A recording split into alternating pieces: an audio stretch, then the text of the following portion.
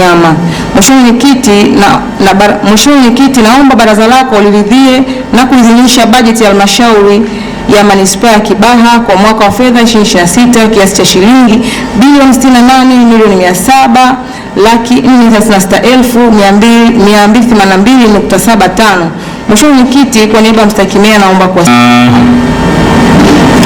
nzuri na imekaa vizuri, inaonyesha matumaini mazuri kwa wananchi wetu. Tunaomba tuipitishe ikalete maendeleo haraka kwa wananchi wetu.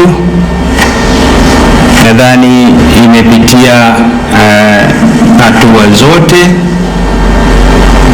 na tumekuwa tukijadiliana kwenye kamati na mpaka leo tunaletewa hapo. Tuna uelewa sana wa pamoja. Kwa hiyo waheshimiwa madiwani, pitishe haraka hii budget ili kusudi ikalete maendeleo ya haraka kwa wananchi wetu.